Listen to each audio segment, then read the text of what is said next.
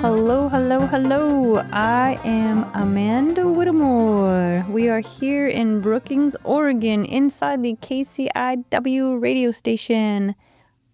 And we are in here presenting the program Quality Living with Peaceful Support. And that is exactly what we do. We talk about quality, we talk about living, we talk about peace and support.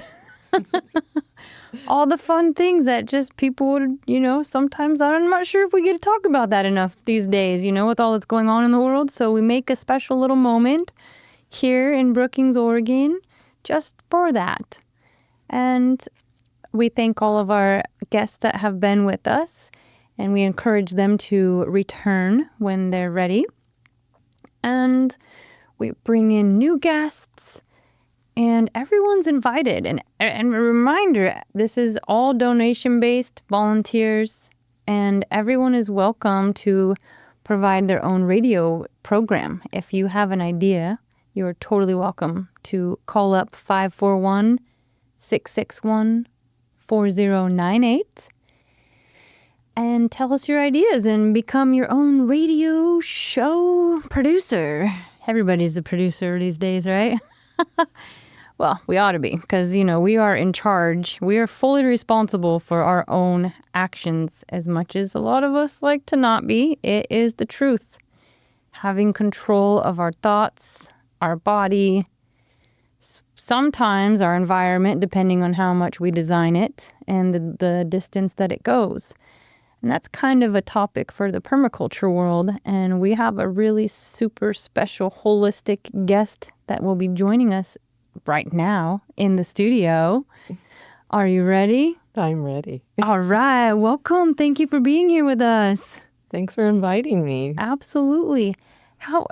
Sometimes I say to the guest before the recording starts, I say, how would you like to be introduced? Linnie O'Flanagan. Okay, and how do we describe all your multitude facets and all the delicious things that you provide to the world? Oh my gosh, that's...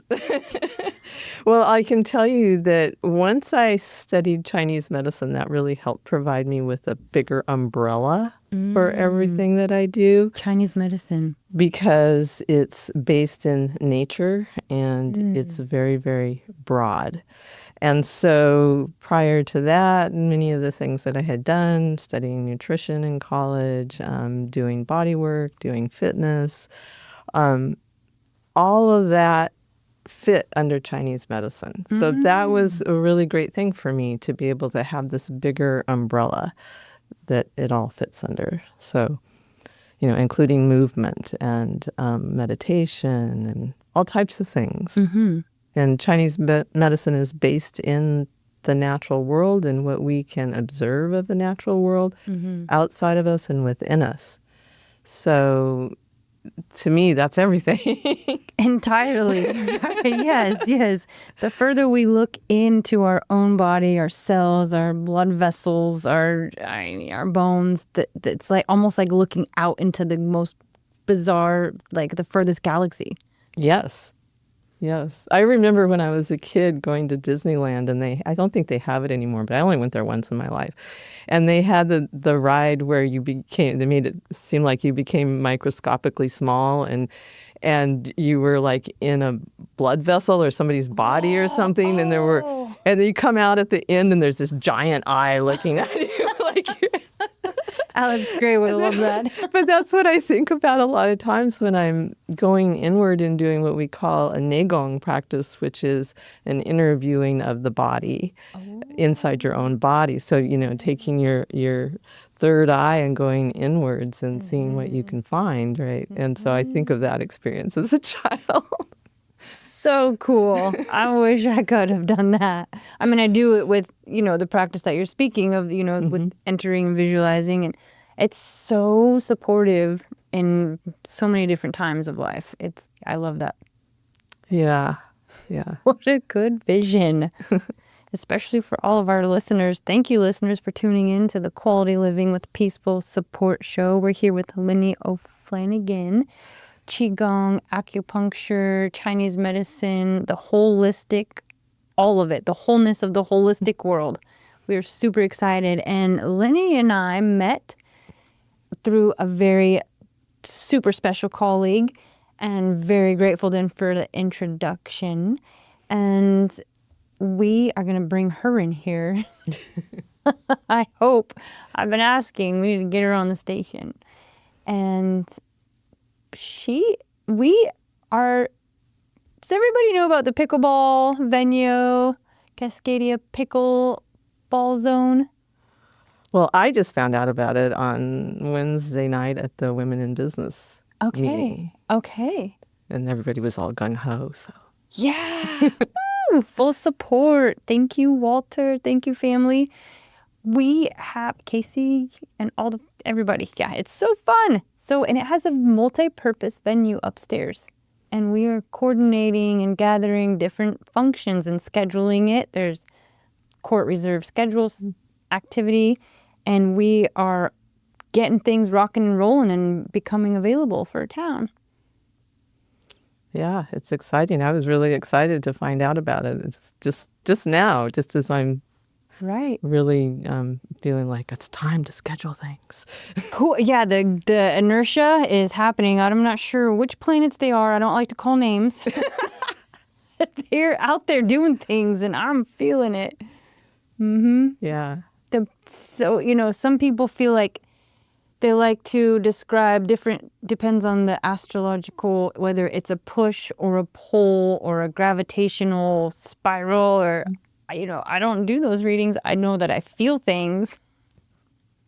Yeah, well, it's all spirals. Energy's always goes in some type of spiral movement, right? So that's like when you do a movement, you always want to put a little bit of a spiral in your movement. So it's kind of some of the stuff I talk about when I'm teaching Qigong. Yes. That type of thing. And we get to look forward to having some more accessibility soon. Yes. Yeah. Soon, very soon. Very soon. Tune in because we were going to have Linnie back on the station to talk all about the scheduling for the Qigong and other activities at the pickleball zone.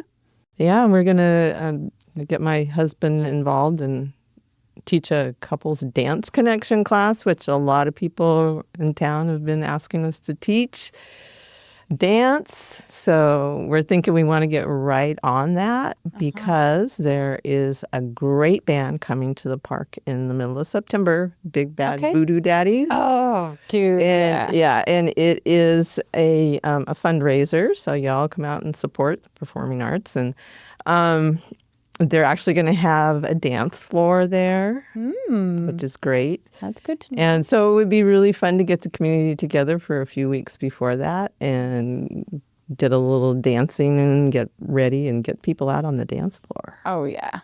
Absolutely. Everybody is invited. We love dancing. I'm a huge dancer. And we love dancing. Everywhere. Yep. We've been known to dance down the halls of Home Depot. Oh, yeah. Fred Meyer's is my spot. Especially if the elevator's not working. Yeah. And so how did you and your hubby find Brookings? Well, it was during the early part of COVID, and there were fires blazing. And actually, I had a friend of mine who had left the area and moved to Vermont. And she came back to visit, and she says to me, "You need to get out of here." Oh, nice. And she goes, "How about Brookings?" Cool. Well, she was trying to get me to come to Vermont, and I said, no, that's just way too cold for me. Yeah, a whole different spectrum. And her mom had just moved to Brookings. Really? Yeah, and she loved it here. And she said, I don't know if I should say this on the radio, but she said that her uncle had worked in weather, I think, for NOAA for many, many years, and that Brookings was one of the areas that would be least affected by climate change, along with Vermont. That's why she went to Vermont. So that was interesting.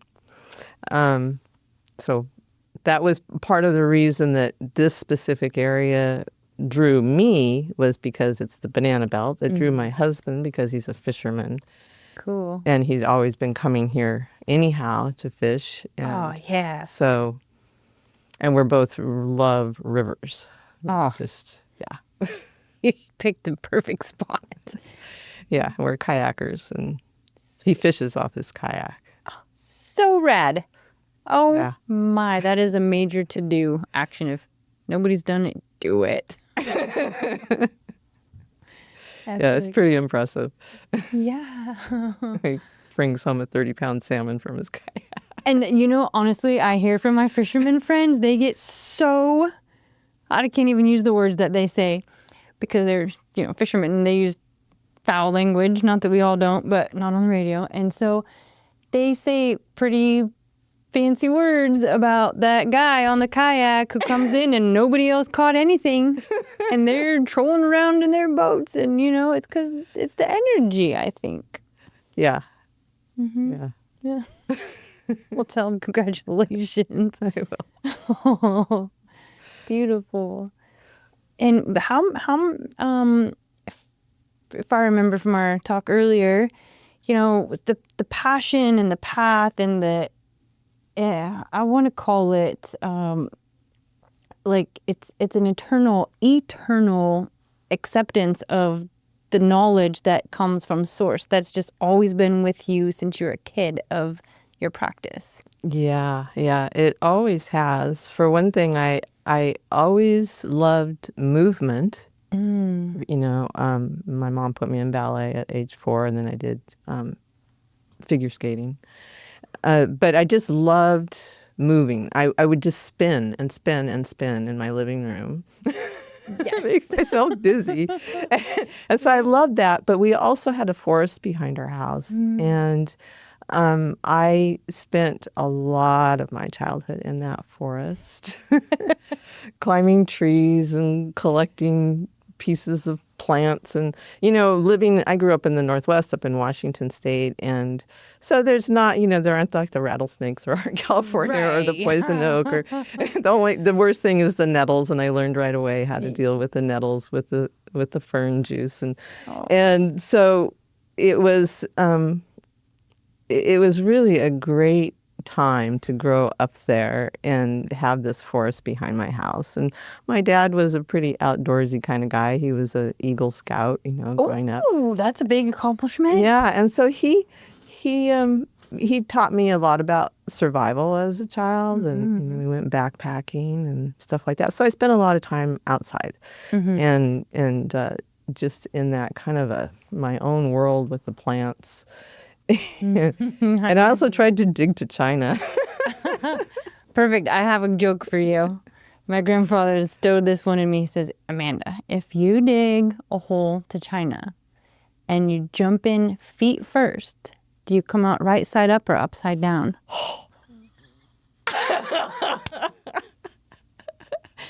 It's a riddle my whole life. And no matter what I would say, he would say, nope. Like, and then he'd re-ask me the next day, and I'd give him a different answer. Nope, probably not. And he would make me think of every possible answer. Oh, that's funny. So I know all about digging to China. So the other thing that happened when I was about 13, I believe, and this will date me, there was a book came out, and it was called Diet for a Small Planet, and I read it. And I right away had the ammunition to use against my parents to become a vegetarian, because I had never really liked eating meat. It always bothered me to be eating animals. And so I learned the nutrition. And I had all the arguments. I had, I had environmental arguments. I had the nutrition arguments. And so they let me do it. Wow. At 13, and I'm still vegetarian. And yes. And so that got me interested in nutrition at a very young age, when it really not too many people at my age were into that at all. But by the time I was in high school, a group of friends, under the tutelage of one of our teachers, a physics teacher who was a great guy, he helped us form a food buying co-op. Uh-huh. And so we started buying food in bulk and splitting it up and doing all that. Genius. And so I just went on, and then I went to college and I majored in nutrition, and it just all continued to just go down that path until I realized with nutrition that we were being taught in a way that one size fits all, and it just doesn't. And so that's what led me to Chinese medicine, because I wanted a different way to think about health and about people and their situations and understand them as an individual within their environment and everything else. So took me a while to get there, but What college did you go to? for my undergraduate degree, I went to the University of Washington, and then for my graduate program in acupuncture, it was called the Academy of Chinese Culture and Health Sciences.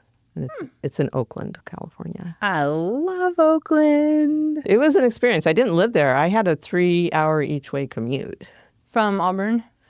Above Auburn. NorCal? Colfax. Colfax, right. Yeah, that's, because I was like, yeah, no. Yeah. So I would drive to Davis. Yeah. I'd get up about 3:15, leave my house at 4 in the morning, and drive to Davis to catch the very first train from Davis to Oakland. And then I would walk from Jack London Square, about a 20-minute walk, up to my college.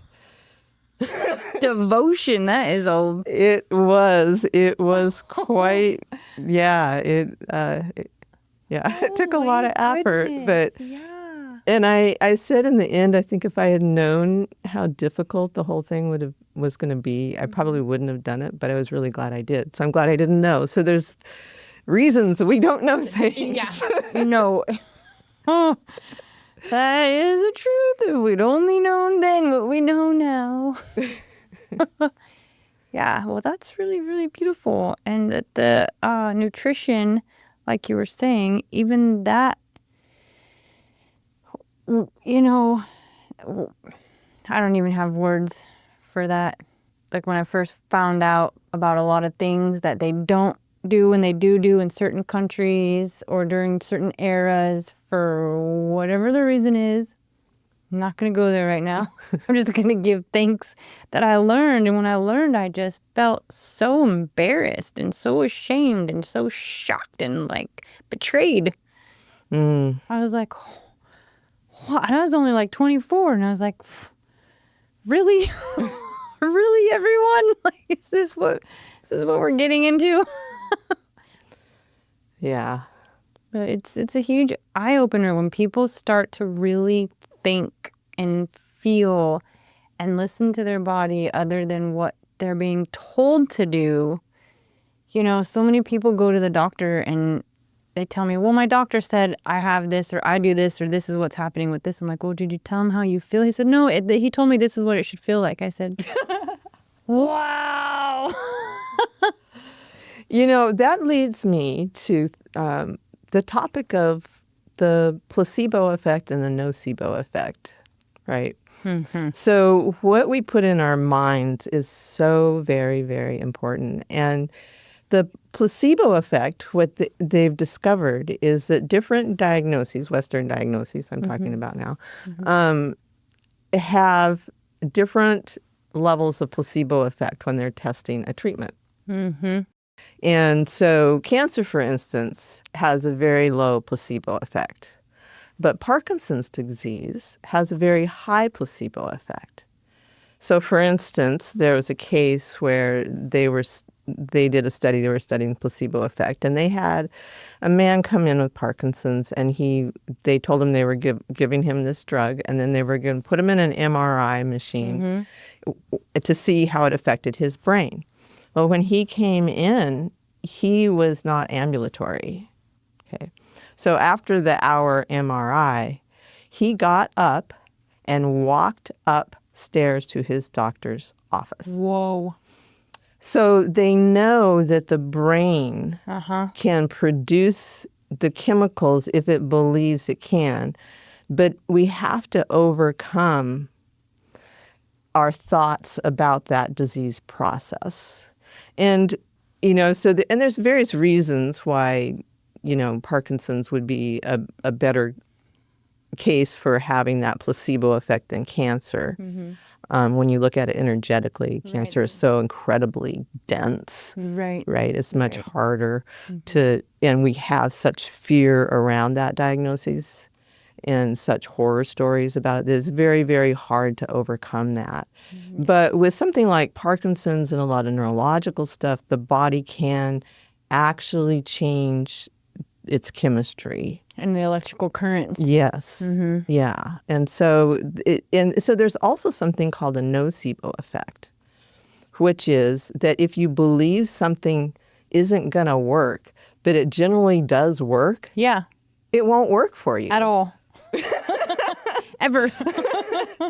Even if it starts to and you tell it, no, it can't be, then it really doesn't. So true. Yeah. Yeah. And so it's important for us to keep an open mind.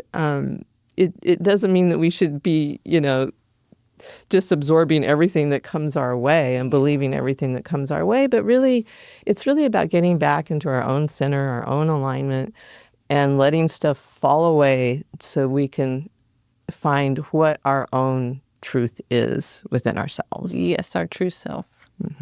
So true. So important. And that kind of brings up the purpose of the show is, we barely take time, like I mentioned at the beginning of the show, here on the Quality Living with Peaceful Support.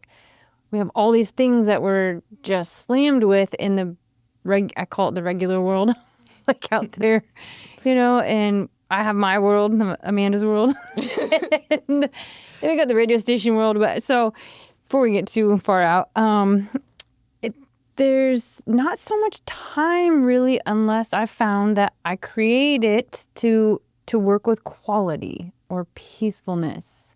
Like even the simplest things, they seem like there's distractions or chaos or hectic or all this stuff that's trying to take away the peaceful center. And when we realize in our true self that quality is within us, it's a lot more simple to navigate. And so on a show, we ask our guests, what does quality represent to you? Where do you find it?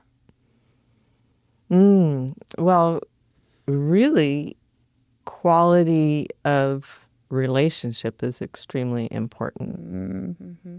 Right. And so when we go out into the world, like I spend a lot of time in my garden and I'm kind of holding out there, But when I crawl out of my little hole there and come into town, I want to be a beacon of light and joy. And so that every person that you interact with, that you see, that you're shining that, I'm shining that light to them. Totally. And hopefully that helps them to shine their light too, Yes. And so, in relationship is really important, but also my own time. And a lot of times for me, that's late at night after my husband goes to bed, unfortunately.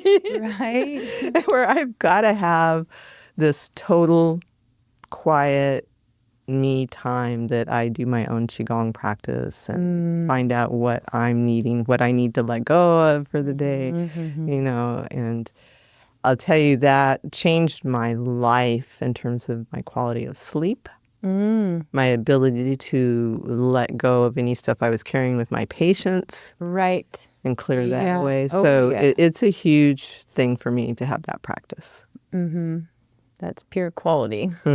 Absolutely. To be able to do the work that you do. I hear that. I know. Yeah. That's beautiful. Thank you so much. And how about the what's coming up for you in the near future? Oh, exciting stuff. along the lines of everything else that I do, I'm also a member of the Curry Master Gardener Association. Yahoo! And so there's lots of exciting things happening with that. And if you're not familiar, you should definitely check it out. But the library is wanting to start up a community garden at the annex. So we've got a couple people involved with that, starting to try to get that going. But the really cool thing is the agroecology program that is starting up at SWAC this fall. And we'll be having the Agroecology 1 course being taught by Linda Pope, and then I'll be teaching the Gardening the South Coast class. Ooh. So those classes mine will be on Tuesday afternoons, and hers is Thursday morning. Perfect. So Nice. And you're going to be teaching in the spring, right? I am. Yeah, we'll talk about that another time. Yeah, permaculture, plant ecology, gardening, essence of living. All things living. All things living. Yeah, and even if they're not, how to regenerate or how to alkalize or process it to where it's fuel or food for something, even if it's completely dead, like it may be able to feed something else and give it more life. All those fun things. Yeah. I'm so grateful. And that's the fall semester at the SWAC. Yep. Okay. And if people aren't familiar yet, this is the Quality Living with Peaceful Support show. And we thank you, Linnie O'Flanagan, for being here with us and providing Chinese medicine to Curry County. Thanks for having me, Amanda. Yay. Thank you. Thank you, listeners.